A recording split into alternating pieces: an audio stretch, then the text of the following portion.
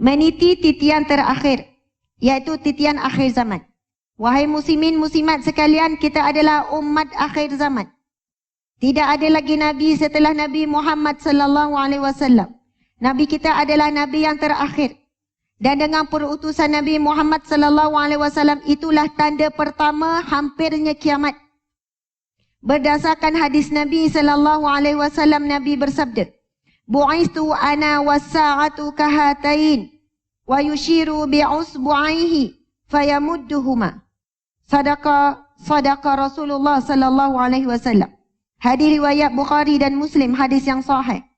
Jarak masa antara waktu aku diutuskan dan kiamat, Nabi kata, jarak masa di antara aku diutuskan dan kiamat ialah seumpama dua ini.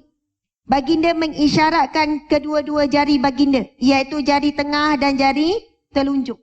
Nabi tunjuk serapat ini. Jarak antara aku mula diutuskan sebagai Nabi dan kiamat antara dua ni. Maksudnya sangat dekat. Allahu Akbar.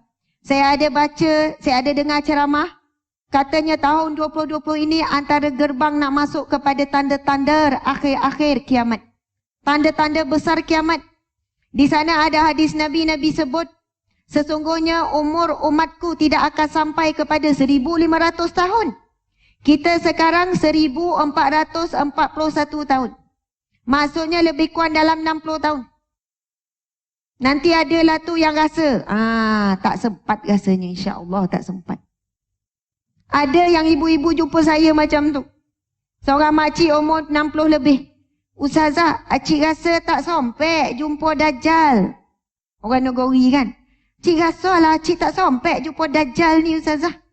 Kenapalah acik cakap macam tu Yolah, kira-kira dalam lebih kurang 30 tahun acik dah 60, tak lama dah acik ni meninggal. Bila cerita pasal Dajjal, dia tak sabar pula nak meninggal lebih cepat. Takut jumpa Dajjal. Habis tu acik nak buat apa? Bukan apa Ustazah, kan Ustazah ceramah. Suruh beramal dengan 10 ayat yang terawal tu, surah Al-Kahfi tu.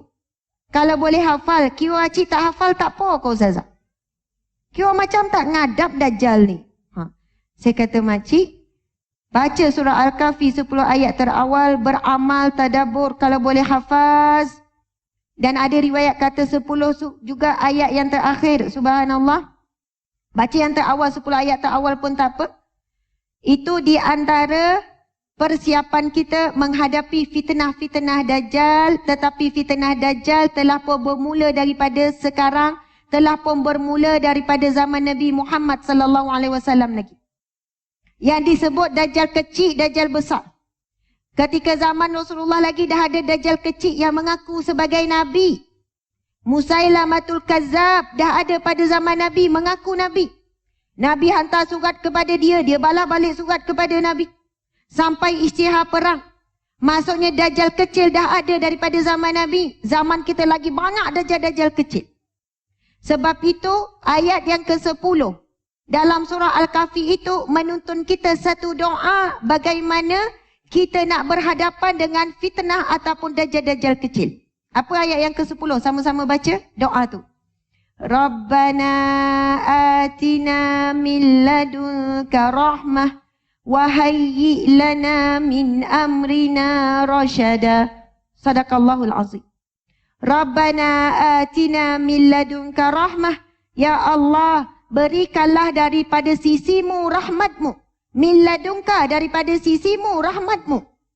Wa hayyi lana min amrina rasyada. Dan tuntunlah kami, berilah kami petunjuk dalam urusan kami, rasyada, petunjukmu yang jelas. Hidup kita setiap hari, kita berada di persimpangan, setiap hari. Wahadainahun najdain, aku hadapkan kamu dua jalan. Sama ada apa yang kita buat diberi pahala ataupun diberi dosa. Kadang-kadang dalam sekecil-sekecil perkara pun, kita sebenarnya memang mengharapkan petunjuk daripada Allah. Bak pilih makanan, nak beli nasi lemak mana, nak pergi ke... Kita nak pergi jalan mana hari ni? Nak tengok cerita apa? Kita nak buat apa? Orang yang sentiasa hidupnya mendapat petunjuk daripada Allah, sentiasa dilindungi daripada melakukan maksiat, daripada kelalaian, perkara sia-sia. Allah sentiasa akan menguat dan menuntun. Sebab itu beramallah. Kalau tak mampu 10 ayat tu tak mampu hafal, hafal doa yang terkandung dalam ayat yang ke-10 surah Al-Kahfi. Rabbana atina min ladunka rahmah. Ya Allah, berikanlah kepada kami dari sisimu rahmatmu. Wahayyi lana min amrina rasyada. Dan kurniakanlah dalam urusan kami ini petunjukmu yang jelas. Subhanallah, mudah-mudahan. Nak buka telefon pun. Rabbana atina min ladunka rahmah.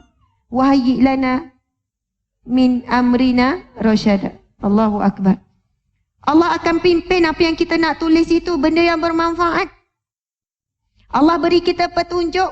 Allah jaga kita daripada membaca perkara yang tak sepatutnya. Akhirnya kita membawang. Akhirnya kita mengunyit. Akhirnya kita menyerai. Dah habis bawang, kunyit pula. Lepas tu serai pula. Allahu Akbar. Banyak sangat sumber-sumber dosa yang tak sedar, yang tak sengaja.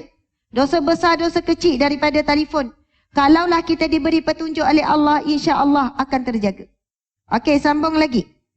Penghujung umur dunia disertai tanda-tanda kecil. Rasulullah sallallahu alaihi wasallam bersabda. Panjang sabda ni, tapi kita ambil barakah dengar matan hadis Nabi ya. Saya nak baca juga. Innaha lan taquma hatta tarawna qablaha 10 ayat.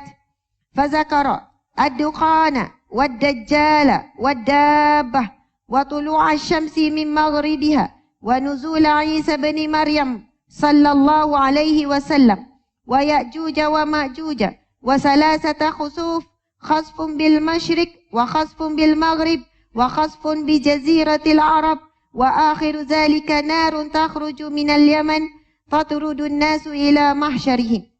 Sadaqa Rasulullah sallallahu alaihi wasallam. Hadis riwayat Muslim. Sesungguhnya tidak akan berlaku kiamat sehingga kalian melihat 10 tanda sebelum ia berlaku. Kemudian baginda menyebut ad-dukhan, ad-dajjal, ad-dabbah, binatang yang melata. Terbit matahari dari arah barat. Turun Nabi Isa alaihi salam. Kemunculan Ya'juj dan Ma'juj. 3 gerhana besar. 1 di timur, 1 di barat. Dan 1 di semenanjung tanah Arab.